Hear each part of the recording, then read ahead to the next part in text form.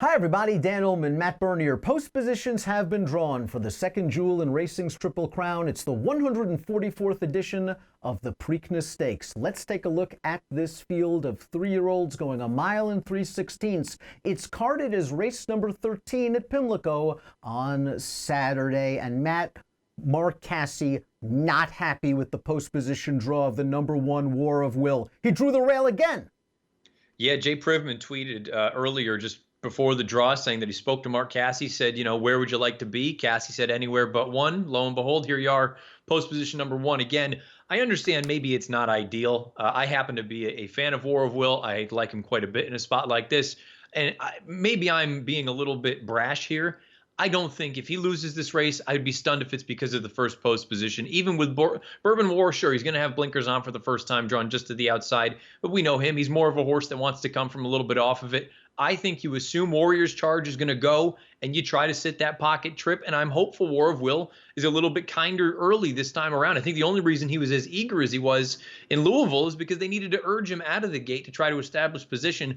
There's a big, long run into the first turn this time around. I can't imagine that he's going to need to be used that hard in order to establish that spot. I agree with you. I think that he will try to get the pocket in the second flight, in behind the speeds of this race. Now, we remember his big races at the fairgrounds. He sort of used these outside sweeping moves to win. And while he was a little bit eager, as you mentioned, in the Kentucky Derby, I think all in all he settled just fine before being unfortunately impeded on the turn that caused all of that controversy in the Kentucky Derby. I'm not that concerned about the rail, but Mark Casse certainly not happy about it. Bob Baffert has to be thrilled with the post position of the morning line favorite. That is Improbable, the number 4. We know that Improbable has a good stalking gear. He draws right outside the speed nearest the rail in Warrior's Charge. I think Mike Smith is going to let the speeds go, and he might be sitting in the second flight just outside of War of Will.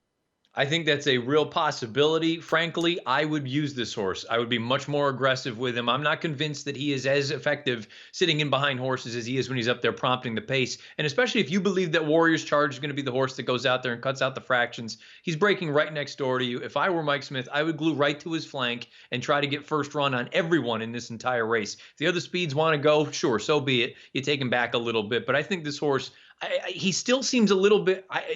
I don't want to say lazy, but he seems a little bit lackadaisical out there. I think you need to be a little bit more aggressive with him right from the jump. Tomorrow afternoon, we'll have the DRF Bets race of the day. Of course, for Saturday, it's going to be the Preakness, and we'll have access to the Timeform US Pace Projector. Without the Pace Projector right now, let's discuss the pace situation. Warrior's Charge, again, the speed nearest the rail. Gate to wire in his last two at Oaklawn against weaker competition. You have to think that Javier is going to be sending this horse. But there are other horses in this race that have shown early gas. Market King, the number 6. Always Mining, the local horse, the number 7. Bodie Express, the number 9. These horses have all shown an inclination to go to the front. I'm not sure they want to get involved in a duel with Warrior's Charge, but I can see them sitting second, third, and fourth outside of that horse.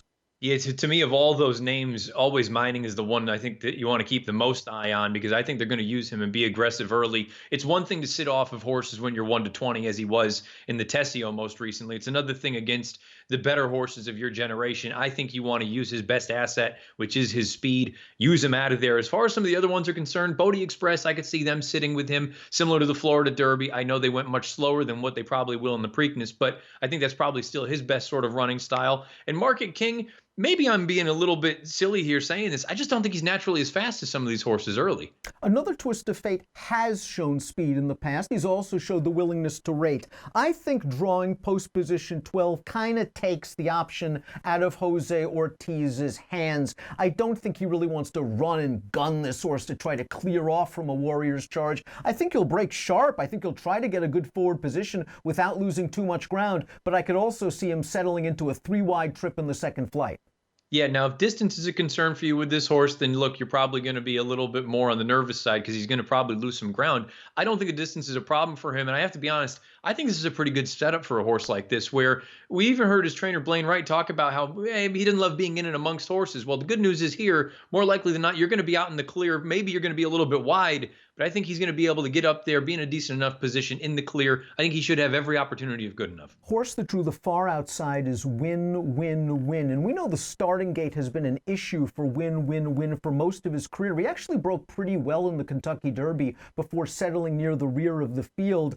Breaking from the far outside post, however, with some distance concerns, I just have a feeling Julian Pimentel is going to break. He's going to try to save as much ground and try to hover near the back of the pack, hoping for a fast pace. Yeah, I agree 100%. I think you take him back, do what you have been doing. You're right. He was much better out of the gate in Louisville. He was even better out of the gate in Lexington for the Bluegrass. He just doesn't have a lot of early speed. And in a spot like this, if you do have those distance concerns, I think you take him back, you try to save ground and make one run. I'd also like him to be a little bit more aggressively ridden, rounding the far turn. They waited a long time before they used this horse in the Derby. It wasn't until about the quarter pole they really set him down. I think you got to use him earlier if you're going to have a chance to get up here at a race like this. How fast do you think they're going to go up front in this race? Because there are a couple of decent closers in here. Horses like Owendale and Signal Man and Laughing Fox. And of course, Bourbon War, who I think will be more mid-pack than a true closer with the addition of blinkers and the good inside post. These horses, obviously, because of their running style, they're going to need a little bit of racing luck, but they're also going to need some pace up front. Do you think this is going to be a fast pace, a slow pace, or a fair pace?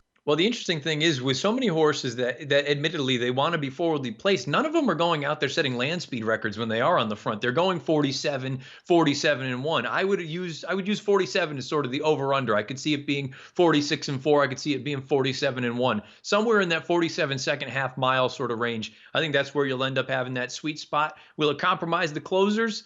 I don't think it'll totally rule them out, but I do think they're going to have to be much the best if they're going to win in a spot like this. All right, who took the best of it? Who took the worst of it at the post position draw for the Preakness? I suppose the worst of it was War of Will, but to be honest with you, I don't think it's that big a deal, to be honest with you. As far as the best is concerned, I got to be honest, depending on how they want to use him, I think improbable. If you are intent on being a little bit more forward, I think he can sit just off of the likely pace setter. If they're intent on taking him back and kind of getting a trip similar to what they had in Louisville, I don't know that you necessarily want to call him a winner, but in my opinion, I think he's in a perfect position to try to be a little bit more aggressive and maybe get the jump on everyone. I think Warriors Charge and Improbable were the two horses that benefited the most. I think maybe another twist of fate might have been hurt just a little bit by drawing post position 12. He might have to go the long way around on Saturday afternoon. Post time for the Grade 1 Preakness on Saturday. It's race number 13, 6:48 Eastern. Stay tuned to DRFTV. The rest of the week we'll have all the stakes races at Pimlico on Saturday, handicapped and analyzed for you.